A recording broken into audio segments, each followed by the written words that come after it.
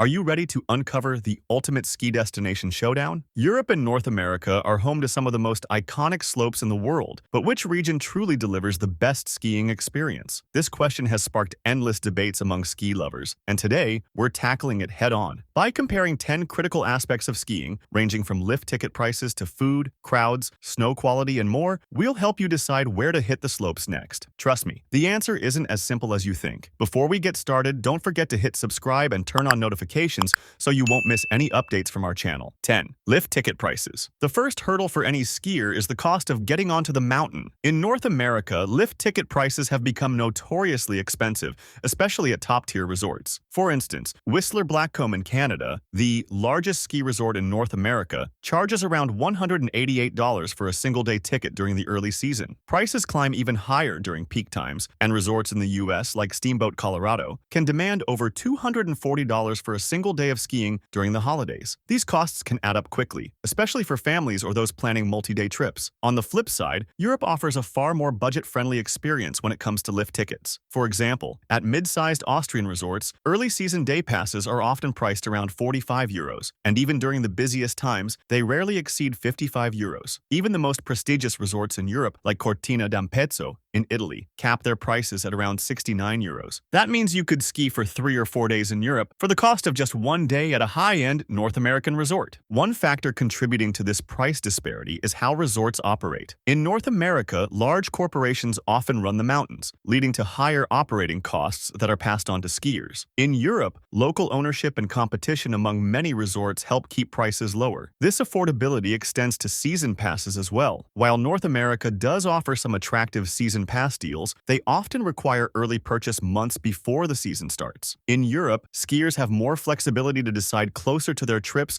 without being penalized by higher prices. 9. Terrain and trail grading. Europe and North America use different systems for grading trails, which can be confusing for first-timers. In North America, trails are categorized as green, easy, blue, intermediate, black, difficult, and double black, expert. Double black runs are often steep, ungroomed, and challenging, making them a favorite for thrill seekers. Europe, on the other hand, skips green trails entirely and uses blue, red, and black to indicate difficulty. Red runs in Europe are roughly equivalent to North America's advanced blue runs, making them a middle ground between intermediate and expert levels. One unique feature of North America is that trails are often given unique names. Think Outer Limits or Devil's Fiddle, making it easier to navigate and meet up with friends. In Europe, trails are more likely to be numbered, which can feel less personal but is often simpler for newcomers. Another significant difference is the style of skiing. In Europe, the emphasis is often on long, groomed runs that allow for high-speed carving. Off-piste skiing is available but comes with fewer safety controls. In contrast, North America focuses heavily on diverse terrain, including tree skiing, moguls, and powder bowls. Resorts like Whistler Blackcomb and Jackson Hole in Wyoming are famous for their adventurous, off-piste opportunities, where every run feels like an exploration. 8. Food and dining on the slopes. What's a ski trip without great food? Dining on the slopes is a key part of the experience, and here's where the cultural differences really shine. In Europe, the mountain huts and restaurants are often rustic, charming, and full of character. Imagine cozy wooden chalets serving hearty regional dishes like schnitzel, fondue, raclette, or pasta. These meals are not only delicious but also surprisingly affordable. Even self-service huts offer quality options and inviting seating areas,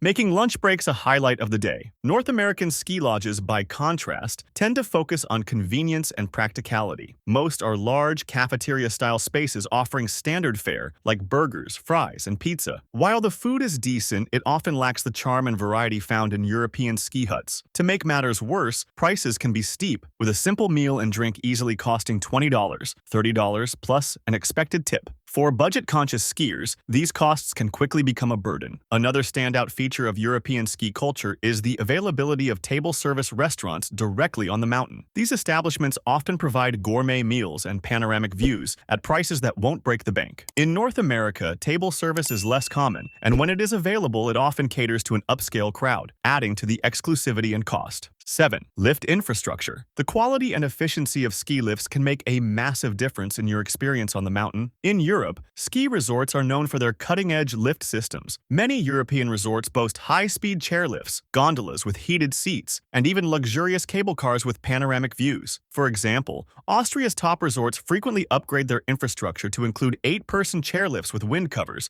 ensuring comfort even on the coldest days. These modern systems help minimize wait times and maximize your time on the slopes. North America's lift infrastructure, while decent at larger resorts like Whistler Blackcomb or Vail, can feel outdated at smaller or mid-sized resorts. It's not uncommon to encounter slow 2-person chairlifts at some locations, especially outside the major destinations. While the larger resorts do have high-speed options, they are often limited in number, meaning longer lines during peak hours. This is an area where Europe generally takes the edge, as their resorts are better developed and equipped to handle large crowds efficiently. That said, North American resorts do excel in certain areas, particularly in their user-friendly organization. Lift systems are designed to ensure easy navigation, and well-marked runs make it simple to get around. Additionally, the presence of lift attendants at nearly every station adds an extra layer of convenience and safety. 6. Crowd management. Both Europe and North America deal with crowd issues, but how they handle them is vastly different. North America generally wins points for organization. Resorts implement structured lift lines with dedicated lanes and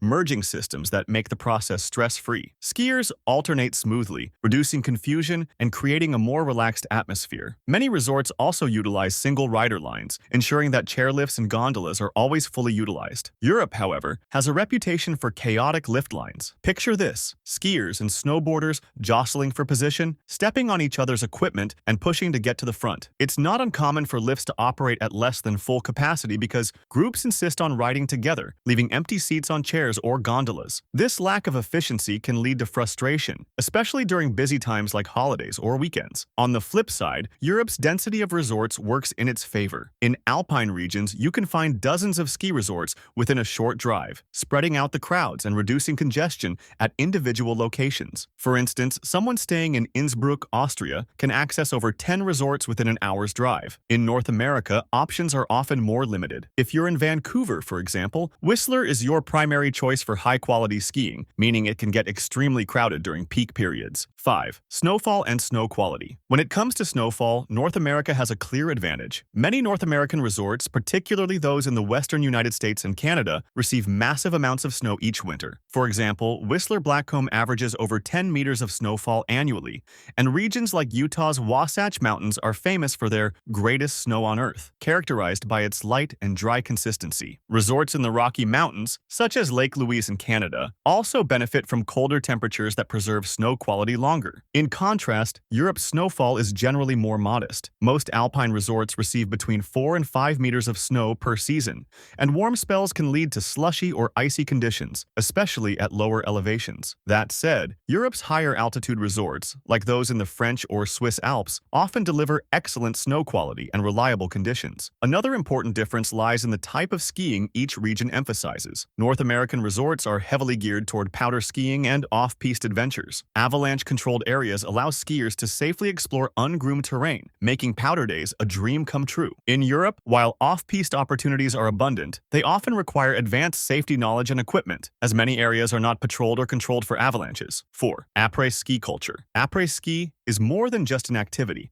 It's a way of life. Europe is legendary for its vibrant and lively après-ski scene, particularly in countries like Austria, France, and Switzerland. Imagine finishing your ski day with a drink in hand, surrounded by fellow skiers dancing to live music in a cozy alpine hut. Resorts like St. Anton in Austria or Val d'Isère in France are known for their wild parties, complete with DJs, traditional schnapps, and communal celebrations that continue well into the night. In Austria, for example, Apres-ski often starts right on the mountain. Bars like the Muserwirt in St. Anton or the Kustal in Ischgl become the center of activity, with skiers singing, dancing, and even skiing back down to their hotels in slightly tipsy states, a concept that would be unthinkable in North America due to liability concerns. North America's après-ski culture, while enjoyable, is generally more low-key. It often involves relaxing at a bar or restaurant with friends and family, enjoying a local craft beer or cocktail. Resorts like Whistler and Aspen do offer lively nightlife scenes, mountains, but they lack the unique mountain party atmosphere found in Europe. Instead, après-ski in North America feels more controlled and family-oriented, reflecting cultural differences in how people unwind after a day on the slopes. 3. Accessibility. Getting to the slopes can be half the battle, and here's where Europe and North America diverge significantly. In Europe, accessibility is one of the region's greatest strengths. With a dense network of ski resorts located near major cities and transportation hubs, it's incredibly easy to reach world-class skiing without too much hassle. Take Innsbruck, Austria, for instance. This charming alpine city is surrounded by over 10 ski resorts, all within an hour's drive. Similarly, Geneva, Switzerland, offers quick access to famous resorts like Chamonix in France or Verbier in Switzerland. Train travel is another highlight, with efficient and scenic rail systems connecting visitors directly to many ski destinations. North America, on the other hand, often requires more effort to reach the mountains. While some resorts like Whistler Blackcomb are only a couple of hours from major cities like Vancouver, others demand longer drives or flights. For example, visiting Jackson Hole in Wyoming or Big Sky in Montana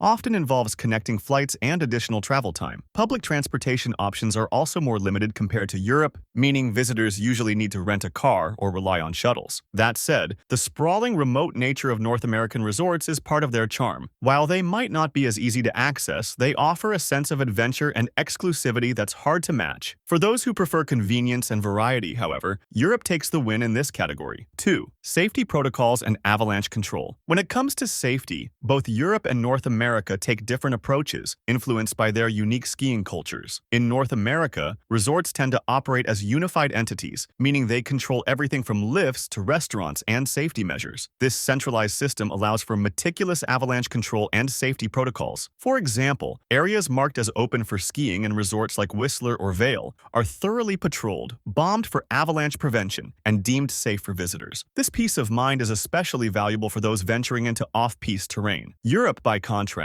offers a freer but more hands-off approach. While avalanche control is conducted in areas that directly affect groomed runs, many off-piste zones are left unmanaged. Skiers exploring these areas are responsible for their own safety and must carry avalanche gear like beacons, probes, and shovels. This emphasis on personal responsibility can be exhilarating for experienced skiers, but intimidating for beginners or those unfamiliar with backcountry protocols. One notable downside of North America's controlled environment is that it often leads to high demand for fresh powder runs. Powder days can feel like a race, with skiers lining up hours before lifts open to claim their spot. In Europe, by contrast, the culture leans more towards skiing groomed runs, leaving fresh powder less sought after, especially at smaller resorts, where it's not uncommon to find untouched snow even late in the day. 1. Overall experience. Finally, let's talk about the overall experience of skiing in Europe versus North America. Both regions offer unforgettable adventures, but the vibe differs significantly. Europe's ski culture feels deeply rooted in tradition and lifestyle. Beyond the skiing itself, the experience is enhanced by the picturesque alpine villages, rich cuisine, and historical charm. Staying at a family-run chalet, sipping mulled wine by a fireplace, or exploring centuries-old towns like Zermatt in Switzerland or Cortina d'Ampezzo in Italy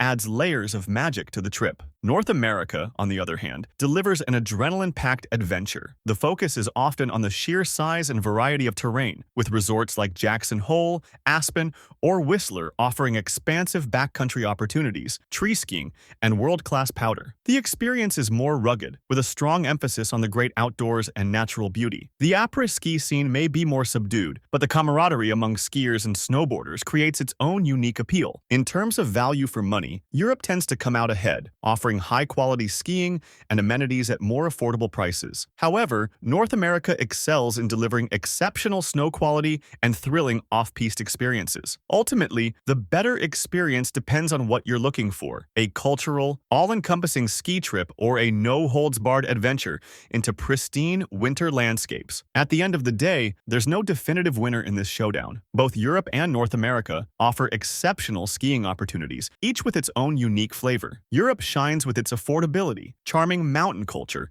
and cutting-edge lift infrastructure, while North America stands out for its superior snowfall, adventure-packed terrain, and efficient crowd management. If you're passionate about skiing, the real takeaway is this: don't limit yourself to just one side of the pond. Whether it's carving down the groomed runs of the Alps or chasing powder in the Rockies, each destination has something incredible to offer. So, what's your favorite skiing destination? Let us know in the comments below, and don't forget to like and subscribe for more content like like this. Your stories and tips might inspire someone else's next adventure. See you on the slopes.